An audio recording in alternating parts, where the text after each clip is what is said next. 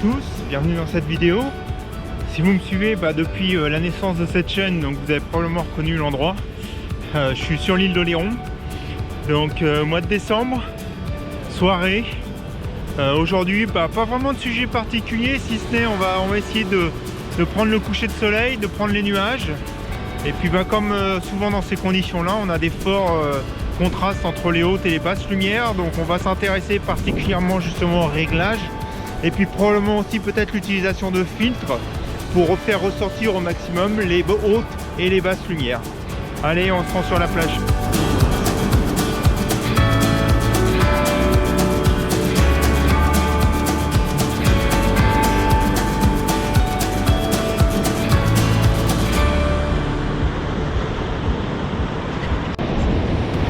Donc voilà, à peine arrivé, pas vraiment eu le temps de se poser. On a eu des superbes lumières là derrière, donc ça a changé un peu puisque le soleil repasse derrière les nuages. Et donc là, on est vraiment dans une situation où on a des hautes lumières au-dessus des nuages. Et puis donc l'avant-plan, le premier plan pardon, qui est relativement sombre. Donc là en fait, comment on peut faire pour faire ressortir les deux? Donc là, la première technique que je viens d'utiliser, c'est que j'ai pris une photo légèrement sous-exposée, une photo exposée correctement et puis une photo surexposée, donc bracketing. Et donc on va les assembler dans Lightroom. Donc c'est une des premières techniques quand on est dans ces situations là avec des hautes et des basses lumières. L'important surtout c'est d'exposer en regardant son histogramme, donc de ne pas trop exposer sur les hautes lumières, c'est-à-dire de ne pas avoir trop dans l'histogramme des hautes lumières qui dépassent finalement le seuil maxi, parce que là ça veut dire qu'on a du blanc pur et on va pas pouvoir retirer aucune information de ces autres hautes lumières. Donc l'important c'est vraiment de pouvoir garder ces hautes lumières au mieux de l'exposition sans les surexposer. C'est pas un peu compliqué dans l'explication, mais si on regarde l'histogramme, vous allez tout de suite comprendre. Donc sur la première image, mon histogramme est très à droite, comme on peut le voir, il y a même un léger pic qui pousse sur une surexposition au niveau des hautes lumières, donc le blanc pur.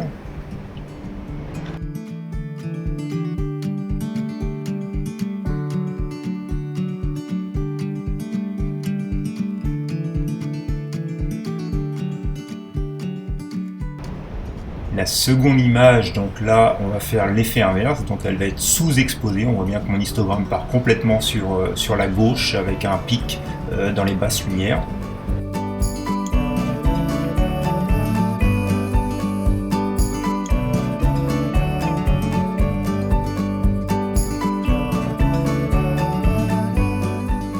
Et puis la troisième image avec un histogramme bien équilibré, pas de pic ni dans les hautes ni dans les basses lumières.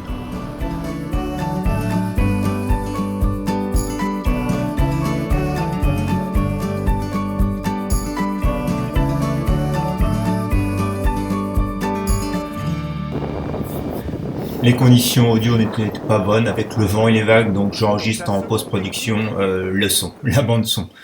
Donc voilà, sur cette deuxième photo, donc je vais utiliser un filtre gradient. Donc comme vous pouvez le voir sur les images, c'est un filtre qui a la partie haute qui est teintée et puis la partie basse qui est non teintée. Donc en fait, on va l'aligner cette partie-là sur la ligne d'horizon pour en fait diminuer les luminosités sur les hautes lumières, c'est-à-dire sur le ciel. Et puis on va laisser les vagues et le sable avec la luminosité correcte puisqu'on sera sur la partie non teintée du filtre. Donc là, je vais vous montrer les essais avec le filtre, donc on voit le filtre qui descend, et puis là je vais le relever, et donc quand le filtre est relevé, donc on voit l'effet. Donc vraiment, en l'ajustant sur la partie haute des nuages, on va diminuer la partie de luminosité dans le ciel.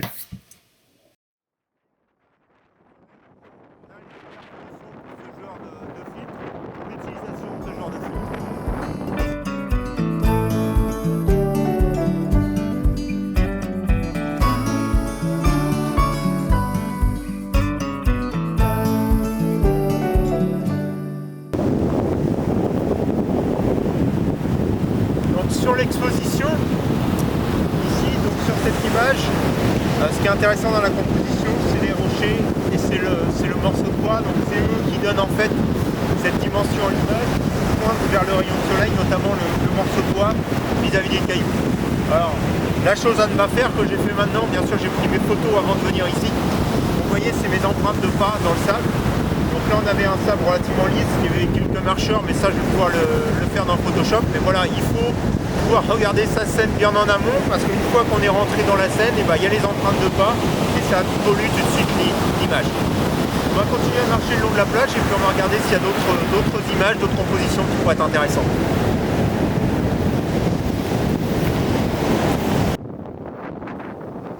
En continuant sur la plage, cette petite algue rouge a attiré mon regard et vous allez voir, c'est assez amusant. On a l'impression qu'elle répond au soleil puisqu'on a une petite auréole jaunâtre tout autour de cette algue, comme on a l'auréole jaunâtre dans le ciel. Donc c'est vraiment ce qui m'a amusé. Donc j'ai pris en mode portrait et puis vous allez voir, je trouve une photo assez sympathique. On regarde l'image ensemble.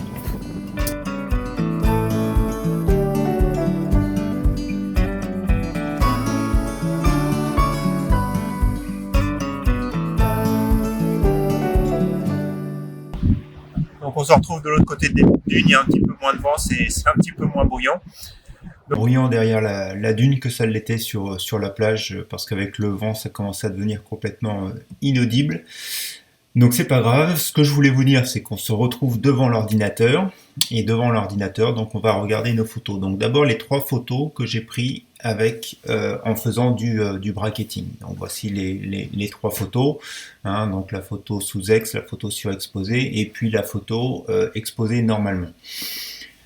Quand on regarde dans le module Develop de Lightroom, il y a un petit outil que j'aime particulièrement. Vous tapez la lettre J sur votre clavier et donc vous allez voir apparaître des couleurs rouges et bleues vous indiquant les hautes et puis les basses lumières.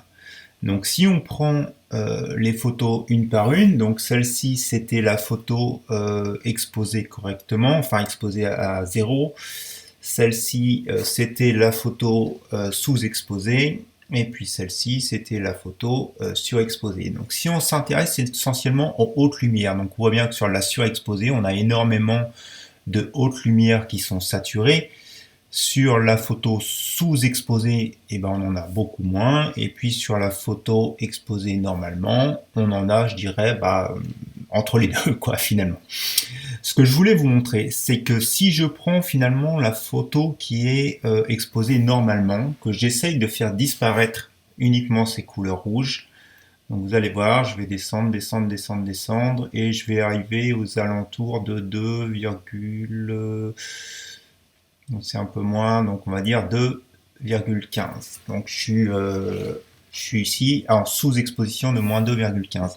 Donc maintenant, si je prends la photo que j'ai fait avec le filtre, donc on regarde la zone rouge, je suis ici à 0 et je vais descendre, donc j'avais déjà regardé avant, à moins 1,9. Et voilà, toc. Et ici, donc, ma zone rouge disparaît. Si vous allez voir, si j'essaye un petit peu, elle revient. Et donc vers 1,90 comme j'étais, tac, elle disparaît.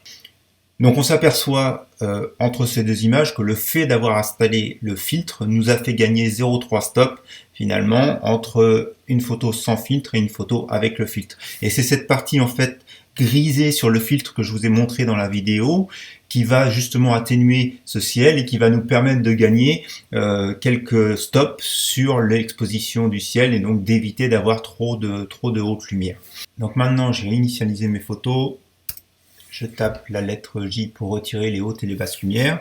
Donc, on se retrouve avec les 3 photos que j'avais prises donc avec du bracketing. Donc, ces 3 photos-là, donc vous avez plusieurs possibilités, mais tout ce que j'ai simplement fait, c'est clic droit sur la photo, photo merge, HDR. Et puis là, il va s'ouvrir une fenêtre. Et puis, donc, ces 3 photos vont se combiner et ça m'a donné cette photo ici. Voilà, qui est ma photo finale en HDR. Donc si vous regardez le sable, j'ai aussi après traité dans Photoshop pour retirer un peu les empreintes de pas qui me gênaient. Mais voilà, on arrive à ressortir des détails sur le tour du nuage. On arrive à sortir des détails ici aussi dans les parties sombres et les parties claires des nuages. Et puis donc on a du détail sur le sable. Si on regarde d'ailleurs dans le module de développement, je suis même pas sûr, et voilà, au niveau de la texture, je n'avais rien touché. On aurait peut-être pu quelque part rajouter un tout petit peu de texture pour donner un petit peu plus de grain dans le sable. Voilà, je pense qu'ici c'était pas mal. Ensuite, si on revient à la photo avec le filtre, on s'aperçoit que le filtre a tendance à baisser les hautes lumières, mais aussi à donner une couleur un peu bleutée sur la photo. Donc ce que j'ai fait aussi au développement, bien entendu, c'est que j'ai réchauffé un peu mes couleurs pour donner un petit peu plus de ton plus chaud que ce ne l'était sur la photo telle que prise avec le filtre.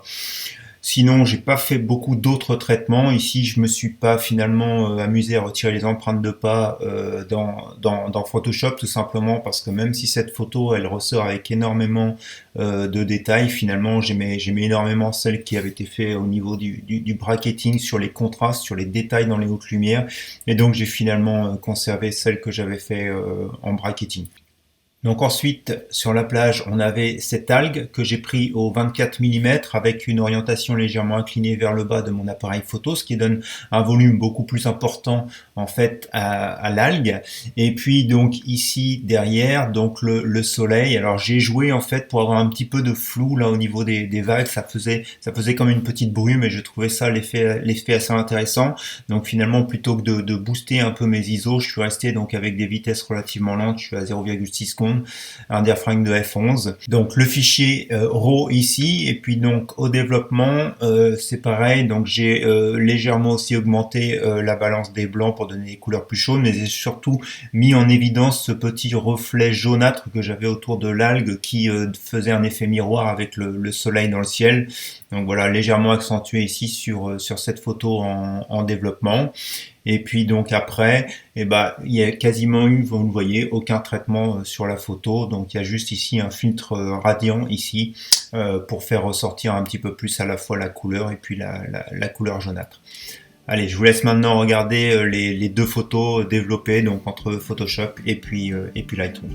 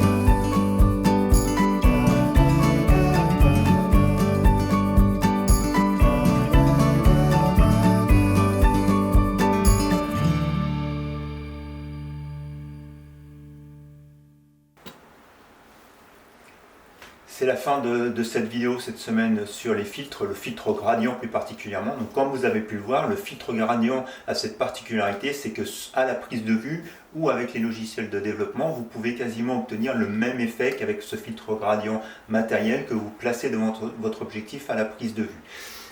Je vais faire un peu plus tard d'autres vidéos sur les filtres, notamment le filtre polarisant, où là vous verrez que ce soit la prise de vue ou que ce soit au montage après avec les logiciels, il est impossible de recréer l'effet d'un filtre polarisant. Et puis on parlera aussi des filtres neutral densité, où là vous verrez que certains effets ne sont pas du tout reproduisibles ni à la prise de vue, ni au développement. Donc voilà, le filtre gradient c'est un filtre particulier parce que à la limite si vous ne l'avez pas dans le sac à dos, et c'est pas un drame, il y a d'autres manières d'obtenir le même effet à partir du moment où vous exposez correctement votre photo à la prise de vue. Voilà, j'espère que cette vidéo vous aura intéressé, vous aura appris quelque chose. Si c'est le cas, vous connaissez la petite musique. Un petit pouce en l'air, n'hésitez pas à commenter, à me donner aussi votre avis sur l'utilisation des filtres gradients, à partager cette vidéo. Et puis voilà, il me reste maintenant à vous souhaiter à tous un bon dimanche, une bonne semaine. Et puis je vous dis à la semaine prochaine pour de nouvelles expériences photographiques. Allez, à bientôt.